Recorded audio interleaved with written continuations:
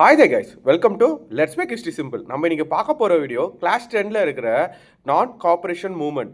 டீட்டெயிலாக வீடியோக்குள்ளே பார்க்கலாம். Let's welcome. நான் கோஆப்ரேஷன் மூவ்மெண்ட் நீங்கள் பார்த்தீங்கன்னா காந்தி ஒரு ஸ்பெஷல் செஷனை காங்கிரஸில் கால் பண்ணுவார். ஸ்பெஷல் செஷன் எப்போ நடக்கும்னா அது செப்டம்பரில் நடக்கும். பொதுவாக எப்போவுமே எல்லா வருஷமும் காங்கிரஸோட செஷன்ஸ் எப்போவுமே டிசம்பரில் தான் நடக்கும். ஆனால் இந்த ஸ்பெஷல் செஷனை காங்கிரஸில் காந்தி கால் பண்ணுவார். எதுக்குன்னா அவர் நாடளவில் நான் கோஆப்ரேஷன் சொல்லி ஒரு மாஸ் மூமெண்ட்டாக பாஸ் பண்ணுறதுக்கான விஷயமா இருக்கும். ஏன் அவங்க எஸ்பெஷலி செப்டம்பரில் கால் பண்ணாங்கன்னா, government of India act of 1919 படி கவுன்சில் எலெக்ஷன்ஸ் நடக்க வேண்டிய இடம் 1920 நவம்பரில். ஸோ அதுக்கு முன்னாடியே நம்ம காங்கிரஸில் தான் கூப்பிட்டு இந்த எலெக்ஷன்ஸை பாய்காட் பண்ணுறோம். அது மட்டும் இல்லாமல் நம்ம பண்ண போகிறது என்னென்னா, நாடளவில் நான் கோஆப்ரேஷன் மூவ்மெண்ட்ன்றதை ஒன்று ஸ்டார்ட் பண்ண போகிறோம். நான் கோஆப்ரேஷன் மூவ்மெண்ட்னா என்ன? காந்தியோட ஃபேமஸான இந்து ஸ்வராஜ் புக்லேயே அதை மென்ஷன் பண்ணியிருப்பார். இந்தியன்ஸோட கோஆப்ரேஷனில் தான் இந்த பிரிட்டிஷர்ஸோட கவர்மெண்ட்டே நடக்குது. அதை எப்போ நம்ம புல் பேக் பண்ணுறோமோ நமக்கு சுதந்திரம் கிடச்சிரும்ன்ற ஒரு கான்செப்டில் பேசியிருப்பார். அதுபடி காந்தி அவர் மக்கள்கிட்ட சொல்கிற விஷயங்கள் என்னென்னா, நீங்கள் கவர்மெண்ட் கொடுத்த அவார்ட்ஸ், அவங்களோட காலேஜஸ், சிவில் சர்வீஸ், இந்த மாதிரி எந்தெந்த விஷயத்துலையும் ஸ்கூல்ஸ், காலேஜ் எதுலேயுமே இனிமேல் நீங்கள் கோஆப்ரேஷன் பண்ணக்கூடாது, நீங்கள் அதில் விலகி இருக்கணும்னு சொல்லுவார். இதை எதிர்த்து பிரிட்டிஷர்ஸ் அவங்கவுங்க மேலே ரெப்ரெஷன் நடத்தினாங்கன்னா ஒன்றும் பிரச்சனை இல்லை, நம்ம நான் கோஆப்ரேஷன் மூவ்மெண்ட்டாக லார்ஜ் ஸ்கேலில் நடத்தலான்னு சொல்லி ஒரு பிளானோட அவர் ஆரம்பித்தார். இதில் இந்த சௌகத் அலி பிரதர்ஸும் ரொம்ப அக்ரெசிவாக மார்க்கெட் இந்தியா ஃபுல்லாகவே சுற்றி ஒரு சப்போர்ட்டை எடுப்பாங்க. ஸோ ஆனால் இதில் ஒரு சைடில் பார்த்தீங்கன்னா காங்கிரஸ்லேயே இன்னும் மற்ற இருக்கிறவங்களுக்கு மேலே இந்த நான் கோஆப்ரேஷன் மூவ்மெண்ட் மேலே ஒரு பெரிய நம்பிக்கையும் இருக்காது. இந்த டைப் ஆஃப் மூவ்மெண்ட்ஸ் மேலே அவங்களுக்கு நம்பிக்கை இருக்காது. இதுக்காக ரெகுலராக நடந்த நாக்பூர் செஷன் பார்த்தீங்கன்னா 1920 டிசம்பரில் நடக்கும். இதில் காந்தி என்ன பண்ணுவார்னா, இவங்க ரெண்டு பேரையும் கூப்பிட்டு சமாதானப்படுத்தி நம்ம 1921 ஃபுல் ஃப்ளெஜ்டாக நான் கோஆப்ரேஷன் மூவ்மெண்ட்ன்றதை ஒன்று ஸ்டார்ட் பண்ண போகிறோம். ஸோ இந்த லெசனை எப்படி நம்ம புக்ஸில் டிவைட் பண்ணி வச்சு கொடுத்துருக்காங்கன்னா 4 பார்ட்டாக டிவைட் பண்ணி கொடுத்துருக்காங்க. Cities and town, peasants, tribes, plantation workers. So நம்ம ஒரு செக்மெண்ட்டை டீட்டெயிலாக பார்க்கலாம். மூமெண்ட்ஸ் இந்த டவுன்ஸ் இதை பார்த்துக்கலாம். இமீடியட்டாக நான் கோஆப்ரேஷன் மூவ்மெண்ட் நடந்த உடனே இதை இமீடியட்டாக எஃபெக்ட் எங்கே ஆரம்பித்த இடம் எது பார்த்தீங்கன்னா சிட்டிஸஸ் அண்ட் டவுன்ஸ்னு சொல்லுவாங்க. இமீடியட் டவுன்ஸில் என்ன பண்ண ஆரம்பித்தாங்க, டவுன்ஸ் அண்ட் சிட்டிஸில் என்ன பண்ண ஆரம்பித்தாங்கன்னா, ஸ்டூடெண்ட்ஸும் especially school and college student அவங்களோட இன்ஸ்டியூஷன்லேருந்து வெளியே வந்துட்டாங்க. அதே மாதிரி டீச்சர்ஸ், ஹெட் மாஸ்டர்ஸ் எல்லாமே தன்னோட ஜாபை ரிசைன் பண்ணாங்க. லாயர்ஸ் ப்ராக்டிஸ் பண்ணுறதை நிறுத்திட்டாங்க. சிவில் சர்வீஸ் நிறைய பேர் ரிசைனேஷன் பண்ணாங்க. ஸோ இது ஒரு மூமெண்ட் சடனாக ஒரு பெரிய சர்ப்ரைஸையும் ஒரு இம்பேக்டையும் கொடுத்தது. அது மட்டும் இல்லாமல் கவுன்சில் எலெக்ஷன்ஸ்லேருந்தும் யாருமே பார்ட்டிசிபேட் பண்ணல. இது எல்லா ப்ரொவிஷன்ஸ்லேயும் நடந்தது எக்ஸப்ட் மெட்ராஸில் ஜஸ்டிஸ் பார்ட்டியை தவிர. ஏன்னா அது நான் பிரம்மகிக்கல் பார்ட்டினால அவங்களுக்கு பொறுத்த வரைக்கும், ஜஸ்டிஸ் பார்ட்டியை பொறுத்த வரைக்கும் நம்ம கவுன்சிலுக்குள்ளே போனால் தான் நமக்கான உரிமை கிடைக்கும்னு சொல்லிட்டு அவங்க அதுக்குள்ளே எலெக்ஷன்ஸ்குள்ளே போனாங்க. மற்றபடி இந்த மூமெண்ட்ஸ் ரொம்ப ஸ்ப்ரெட் ஆகிட்டே இருக்கும்போது இந்த மூமெண்ட்டில் முக்கியமான காசு அவங்க பார்க்குறது என்னன்னா, ஃபாரின் குட்ஸோட எஸ்பெஷலி பிரிட்டிஷ் குட்ஸோட பயன்பாட்டை குறைக்கணுன்றதுக்காக அவங்களோட ஃபாரின் கிளாத்ஸை இந்தியாவில் பேன் பண்ணிவிட்டு காதியை யூஸ் பண்ண ஆரம்பித்தாங்க.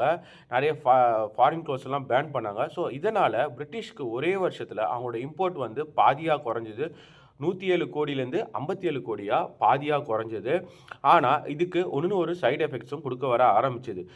இதில் என்ன ஒரு பங்குன்னு பார்த்தீங்கன்னா, எவ்வளோ மூவ்மெண்ட் வித்தின் இயர் ரேப்பிடாக போச்சோ அதே இயர்லேயே மூவ்மெண்ட்டும் டவுன் சைடுக்கும் வர ஆரம்பிச்சு.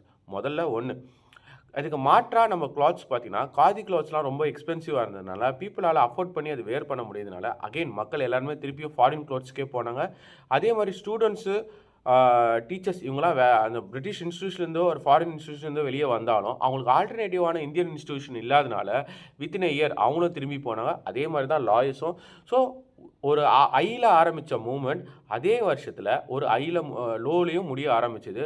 So cities and towns within year பார்த்தீங்கன்னா நான் கோஆப்ரேஷன் மூமெண்ட்டில் அகெயின் பேக் டு சர்க்கிள்ன்ற மாதிரி பிரிட்டிஷர்ஸு ஈஸியாகவே கண்ட்ரோல் பண்ண ஆரம்பிச்சிட்டாங்க. பெசன்ஸ் ரெபிலியன் இது ஆரம்பிக்கிற இடம் எது பார்த்தீங்கன்னா, குடு மில்ஸ் ஆஃப் ஆந்திர பிரதேஷில் சொல்லுவாங்க. இவங்க இது பேசிக்கலி ஒரு ட்ரைபல் ரெபிலியன். ஃபாரஸ்ட்டில் நீங்கள் பார்த்தீங்கன்னா பிரிட்டிஷர்ஸ் ஒரு பாயிண்ட் ஆஃப் டைமுக்கு அப்புறம் ஈவன் த லோக்கல் ஃபாரஸ்ட் பீப்புளையே உள்ளே என்டர் பண்ண விடாமல் அவங்கள தடுத்து நிறுத்தினாங்க. ஃபாரஸ்ட் பீப்புளுக்கு அதுதான் வாழ்வாதாரம்னால அவங்க வாழ்வாதாரம் டைரெக்டாக பாதிக்கப்பட்டது. அது இல்லாமல் அந்த மக்களை அவங்க வேலைக்கும் வச்சுக்கிட்டு கிட்டத்தட்ட ஒரு அடிமைகள் மாதிரி நடத்த ஆரம்பித்தாங்க.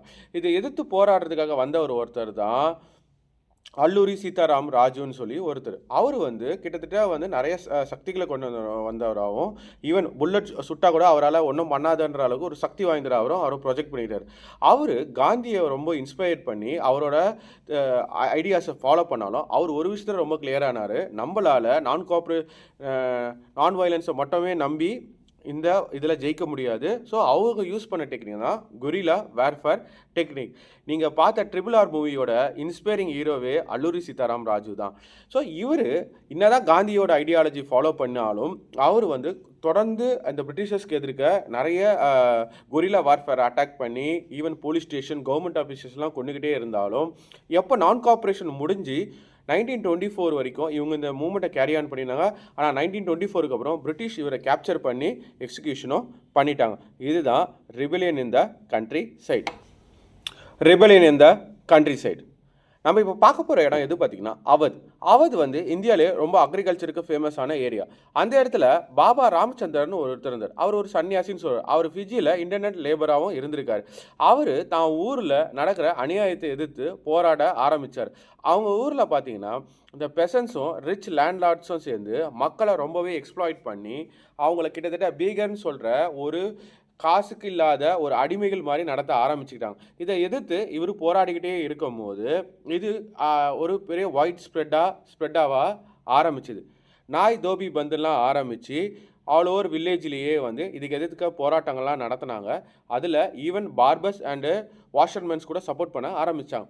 இப்படி போய்கிட்டே இருக்கும்போது ஜூன் 1920 ஜவஹர்லால் நேரு இதை கேள்விப்பட்டு அந்த இடத்துல போய் பார்த்துருக்காரு.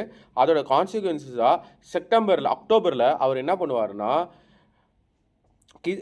கிசான் சபான்றதை ஒன்று ஸ்டார்ட் பண்ணுவார். அது வந்து 300 பிரான்ச்சஸாக பிற்காலத்தில் மாறும்.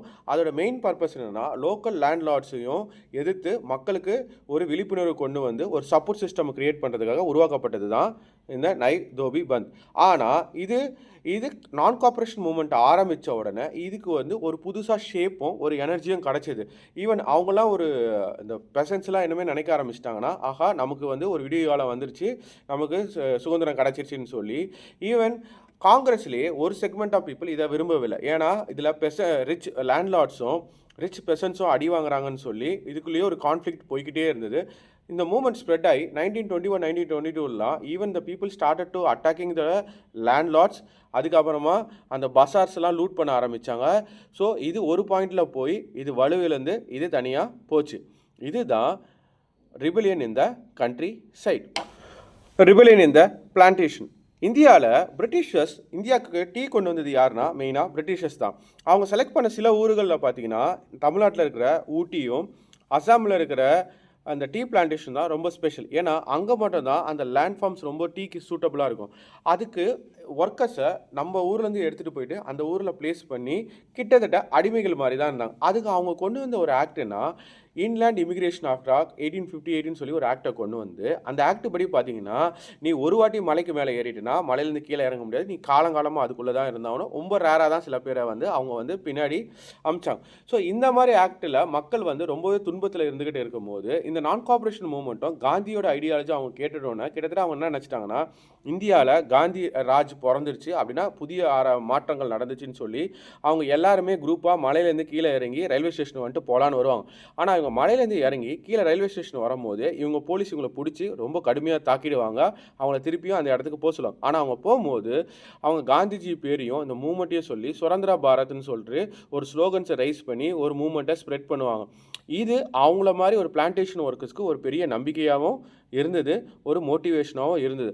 இப்போ இந்த லெசனில் பார்த்தோன்னா 4 டிஃப்ரெண்ட் டைப்ஸ் ஆஃப் திங்ஸாக படிச்சிருப்போம். கொஸ்டின்ஸ் வந்து நீங்கள் பப்ளிக் எக்ஸாமில் எப்படி எதிர்பார்க்கலாம்னா சப்போஸ் அவங்க 4த்தையும் டேரெக்டாக கேட்கவே முடியாது. ஏன் கேட்க முடியாதுன்னா இது 4 பெரிய பெரிய டாபிக் நீங்கள் எழுதுறதுக்கு கட்டாயம் பார்த்தாது. கொஸ்டின்ஸ் பேசிக்காகவே 5 மார்க் தான். நீங்கள் என்ன பண்ணணும்னா 4 டாப்பிக்கும் தனித்தனியாக படிச்சுக்கணும்.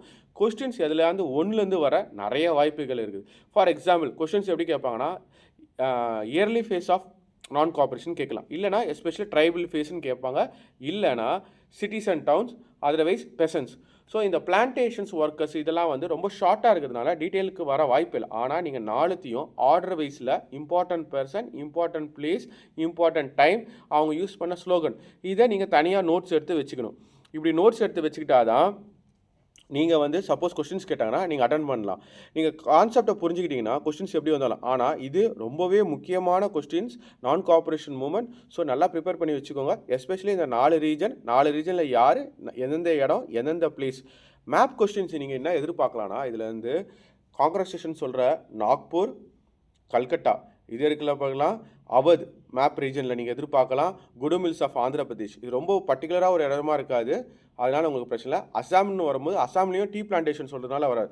ஸோ இதில் 2 முக்கியமான மேப் கொஸ்டின்ஸாக நீங்கள் பார்க்குற காங்கிரஸேஷன் ஆஃப் கல்கட்டா அண்ட் நாக்பூர் மேப்லேயும் பார்த்து வச்சுக்கோங்க. கொஸ்டின்ஸ் கண்டிப்பாக வரும். ரொம்ப முக்கியமான topic. All the best students. Let's make history simple.